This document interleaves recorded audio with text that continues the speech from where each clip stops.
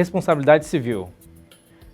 Vamos começar analisando o dispositivo que embasa a responsabilidade civil do Estado, que é o artigo 37, parágrafo 6º da Constituição, que diz que as pessoas jurídicas de direito público e as pessoas jurídicas de direito privado que prestam serviços públicos respondem objetivamente pelos danos que seus agentes causarem a terceiros, resguardado o direito de regresso em face do agente em caso de dolo ou culpa. Diante disso, podemos perceber que a responsabilidade do Estado é objetiva e a responsabilidade do agente é subjetiva. O agente responde perante o Estado em ação de regresso. Devemos atentar também que a responsabilidade civil objetiva ultrapassa o Estado e atinge também as pessoas jurídicas de direito privado que prestam serviços públicos. Aqui devemos tomar cuidado porque, em ambos os casos, a responsabilidade é objetiva. Entretanto, diante de uma pessoa jurídica de direito privado, prestadora de serviço público, a responsabilidade dela é primária e a responsabilidade do Estado é subsidiária. Ou seja, primeiro se cobra da prestadora de serviço público, se ela não puder arcar com prejuízo causado, aí é possível responsabilização do Estado. Por exemplo, em um acidente de ônibus, que é um transporte público, um passageiro acaba falecendo. A responsabilidade será objetiva da prestadora de serviço público, esgotando as tentativas contra a prestadora e ela não arcou com prejuízo, aí sim pode responsabilizar objetivamente o Estado.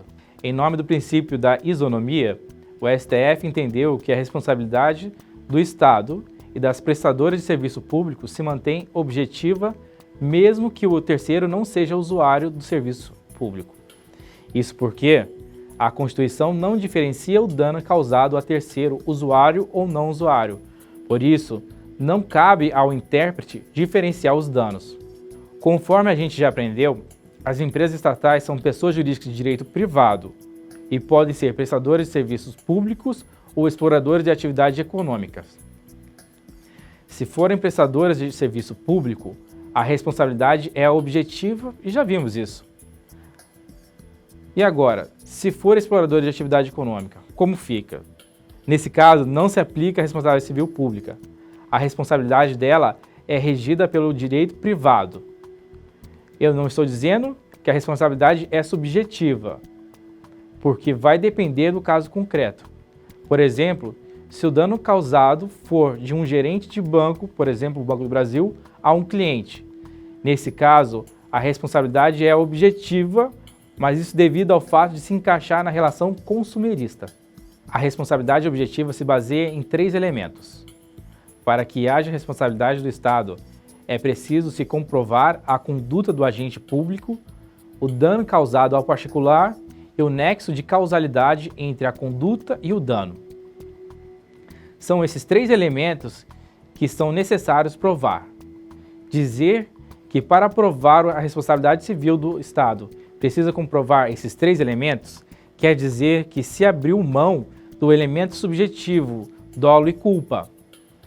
Dolo ou culpa não justifica a responsabilidade do Estado. Além disso, abre-se mão do elemento ilicitude, ou seja, a comprovação da responsabilidade do Estado não depende da licitude da conduta. Se a conduta, lícita ou ilícita, ensejar um dano ao particular, o Estado se responsabiliza. A responsabilidade do Estado decorrente de uma conduta ilícita se baseia no princípio da legalidade. É responsabilidade objetiva sem questionar. Agora, quando a responsabilidade civil decorre de um ato lícito, nesse caso, ela se baseia no princípio da isonomia. Assim, deve-se comprovar que a conduta lícita prejudicou o particular. Não é razoável que uma pessoa seja prejudicada em detrimento da coletividade. Quando se convive em sociedade, o ônus deve ser repartido entre todos. Assim, aquele particular que sofreu um prejuízo deve ser indenizado para reparar a sua perda, mesmo a conduta sendo lícita. Entretanto, o particular prejudicado deve comprovar que o dano causado é um dano anormal e específico. É preciso comprovar que o particular foi especialmente prejudicado em detrimento da coletividade, um dano específico e anormal. Mas cuidado, as restrições normais decorrentes da vida em sociedade não ensejam indenização. Simplesmente geram o que se chama risco social, que são as restrições genéricas da vida em sociedade. No momento que a pessoa decide viver em sociedade, ela deve suportar as restrições decorrentes disso. Apenas os danos específicos e anormais é que ensejam indenização ao particular. Agora vamos estudar os elementos da responsabilidade civil do Estado. Conduta. A conduta deve ser de determinado agente público atuando nessa qualidade, ou ao menos se valendo da qualidade de agente. Dessa forma, ainda que o agente não esteja em seu horário de trabalho, caso ele se aproveite dessa qualidade e ensejar um dano, estará configurada a hipótese de responsabilização do ente público. Exemplo clássico ocorre quando o policial militar, que, mesmo estando fora do horário de serviço e sem farda, atira com a arma da corporação com a intenção de separar uma briga e acaba atingindo uma pessoa. A conduta do policial, mesmo não estando no horário de serviço, gera uma responsabilização do ente estatal. Em razão do princípio da impessoalidade, a responsabilidade é atribuída à pessoa jurídica, já que o ato praticado pelo agente não é dele e sim da pessoa que ele representa. Além disso, quando eu digo que a conduta do agente tem que ser de um agente atuando nessa qualidade, mesmo que ele não esteja investido, o Estado responde pela atuação do agente de fato. É a teoria da aparência. O agente tem aparência de agente público, pratica o ato como se fosse se valendo dessa qualidade. Mesmo assim, o Estado responde de forma objetiva. Dano. Os danos que ensejam responsabilização do Estado são os danos jurídicos, ou seja, o dano a um bem tutelado pelo direito, ainda que exclusivamente moral. O Estado responde por danos materiais e morais. Nexo de causalidade. É a demonstração que a conduta do Estado deu causa ao dano. A conduta do agente foi suficiente para ensejar o dano. Esses foram os 3 elementos que se deve comprovar para que haja responsabilização do Estado. Portanto, para que possa excluir a responsabilidade do Estado, é necessário que se exclua um desses elementos. Não haverá responsabilidade do Estado se não houver conduta, dano ou nexo causal. As excludentes do nexo de causalidade são o caso fortuito, a força maior e a culpa exclusiva da vítima. Teoria do risco administrativo. A teoria do risco administrativo é a teoria que justifica a responsabilidade civil objetiva do Estado. A atividade administrativa tem como finalidade alcançar o bem comum e, por isso, se trata de atividade potencialmente danosa. O simples fato de assumir o risco de tal atividade, independente da má prestação ou da culpa do agente, gera a obrigação de reparar o dano. Essa teoria responsabiliza o ente público objetivamente pelos danos causados por seus agentes, contudo, admite-se a exclusão da responsabilidade quando ausente pelo menos um dos seus elementos, como a conduta, o dano ou o nexo. Mas cuidado, pois alguns doutrinadores adotam a teoria do risco integral, que parte da premissa de que o ente público é garantidor universal. E sendo assim, a simples existência do dano e do nexo causal é suficiente para obrigar a indenizar, pois essa teoria não admite nenhuma forma de excludente de responsabilidade. No direito brasileiro, se admite as excludentes de responsabilidade. Assim, a teoria adotada é a teoria do risco administrativo. Entretanto, em apenas 3 situações, a doutrina majoritária aceita a teoria do risco integral, quais sejam o dano decorrente da atividade nuclear exercida pelo Estado ou autorizada pelo mesmo. Ou seja, a responsabilidade é objetiva e o risco integral abarca os danos comissivos e omissivos neste caso. O único exemplo que temos de contaminação por radiação foi o acidente radiológico de Goiânia. o maior acidente radioativo do mundo fora das usinas nucleares. Foi classificado como um nível 5, de uma escala que vai de 0 a 7. A contaminação foi por Césio-137 e se deu porque catadores de ferro velho acharam uma cápsula que continha um material radioativo em uma clínica abandonada e decidiram desmontá-la para aproveitar o material. No entanto, encontraram um pó de césio dentro que emitia uma luz fluorescente na ausência de luz. Intrigados com o pó, distribuíram para amigos e parentes. Assim, o material radioativo entrou em contato com um número indeterminado de pessoas, causando vários problemas de saúde e, em alguns casos, as pessoas que entraram em contato direto com o material radioativo morreram. Até hoje, nós temos pessoas que nascem com problemas em virtude do acidente ocorrido há 30 anos atrás. O risco de contaminação por radiação é muito grave para a população. O Estado tem que manter o controle para que não ocorra acidentes como este, pois quem mais sofre é a população. Por isso, a responsabilidade civil é objetiva e o risco é integral, para que o Estado coíba acidentes como radiação, dano ao meio ambiente, quanto aos atos comissivos do agente público. Em relação a atos omissivos, o STJ vem se posicionando a favor de que a teoria do risco integral ainda se aplica. No entanto, a responsabilidade objetiva do Estado será de execução subsidiária, sendo necessário o prévio esgotamento das tentativas de cobrança da indenização do ente poluidor. Crimes ocorridos a bordo de aeronaves que estejam sobrevoando o espaço aéreo brasileiro e danos decorrentes de ataques terroristas. Responsabilidade por omissão do Estado. Existem situações fáticas em que o dano é causado em virtude da não atuação do agente público.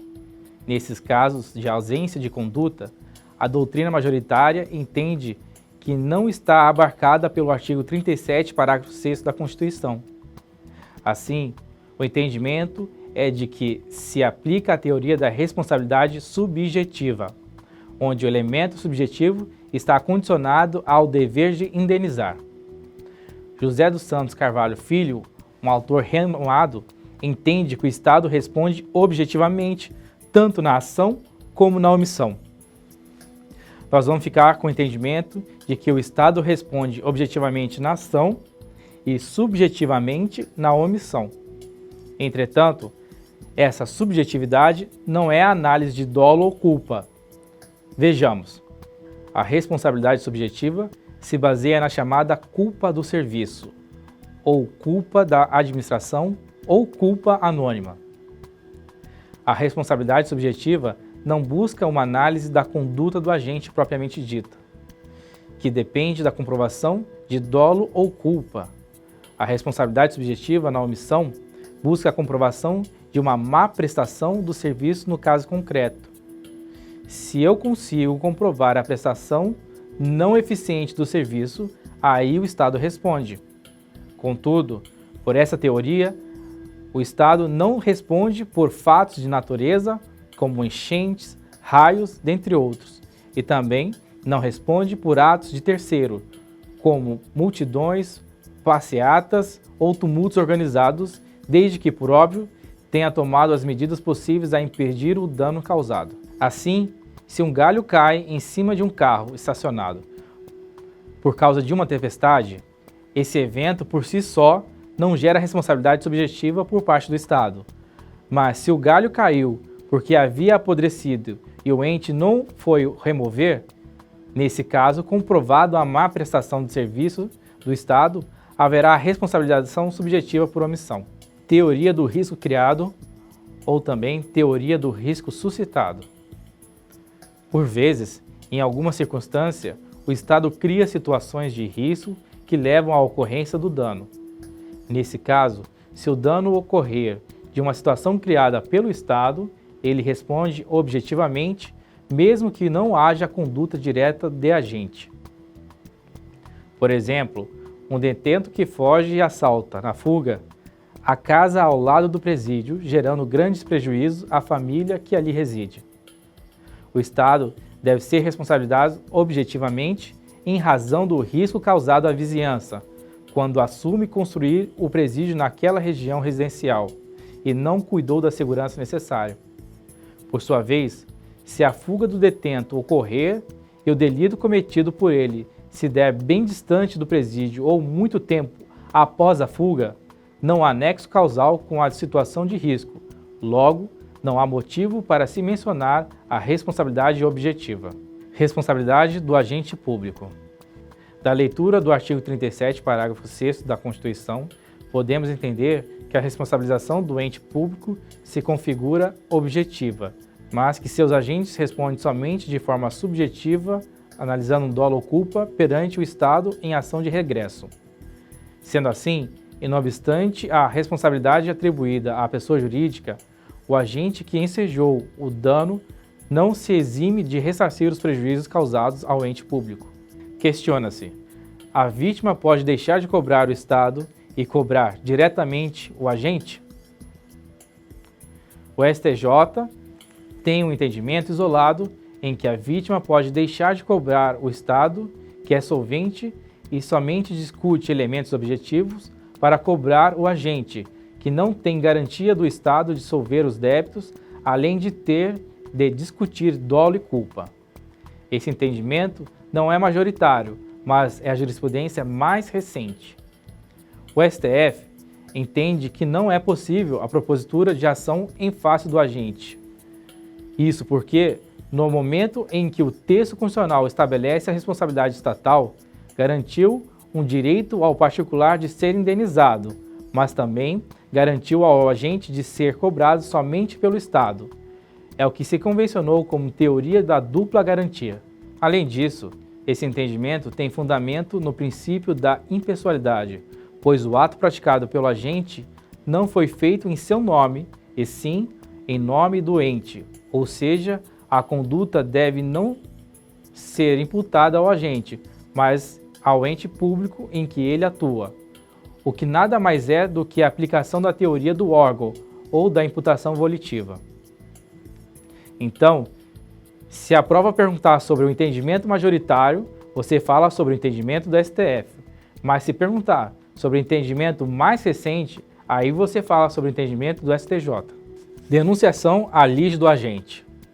Discute-se a possibilidade de denunciação da lide ao agente público em situações as quais haja a propositura da ação de reparação em face do Estado em virtude da conduta praticada por esse agente. Isso porque a adoção dessa intervenção de terceiro garantiria a economia processual e o Estado já cobrava o agente na mesma ação. O Estado pode denunciar da lide o agente? O entendimento majoritário apontado pela doutrina é de que não é possível essa intervenção. Isso porque a denunciação à lide geraria uma ampliação subjetiva do mérito da ação, acarretando ao autor a perda da garantia constitucional de não discutir dolo ou culpa. Há muita divergência doutrinária e jurisprudencial em relação ao prazo prescricional para a propositura da ação de indenização em face do Estado. Tradicionalmente, a prescrição para as ações de reparação civil contra o Estado ocorre em 5 anos, prescrição quinquenal, conforme disposto no artigo 1º do Decreto 20.910 de 32 e artigo 1º, a linha C, da Lei 9494 de 97. Esses diplomas criaram, quando de sua aplicação, um benefício para o Estado, porquanto o Código Civil de 1916 estabeleceu o prazo de 10 anos para as reparações civis em geral. Sendo assim, enquanto um particular ficava sujeito a uma ação contra si pelo prazo de 10 anos, a mesma ação em face do ente público deveria ser proposta em um prazo de máximo de 5 anos. Ocorre que, com o advento do Código Civil de 2002, o artigo 206, parágrafo 3º, inciso 5, estabeleceu que a ação de reparação civil prescreve em 3 anos.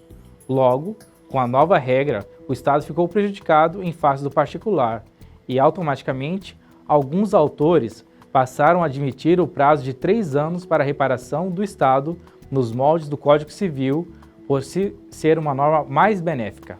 Outra parte da doutrina bem como as provas de concursos, vêm se orientando em sentido contrário, defendendo a manutenção do prazo de 5 anos, uma vez que o Código Civil é lei geral e, portanto, não poderia alterar lei especial.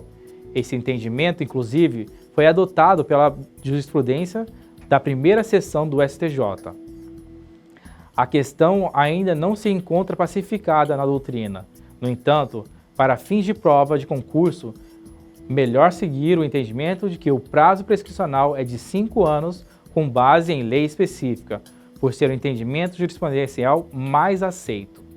O prazo prescricional para a vítima do dano cobrar o Estado é de 5 anos, prazo quinquenal. O prazo para o Estado cobrar a ação em regresso é de 3 anos, prescrição do Código Civil. Vale lembrar que o STF entende que não cabe imprescritibilidade do artigo 37, parágrafo 5º da Constituição na ação de regresso, porque a imprescritibilidade é para a ação de ressarcimento ao erário e não a ação de regresso, pois o dano ocorreu em face do particular e não do erário. Para a definição acerca de responsabilização do ente estatal por atos legislativos, se faz necessário a diferenciação entre leis de efeitos concretos e leis de efeitos abstratos. A lei de efeitos concretos se equipara a atos administrativos.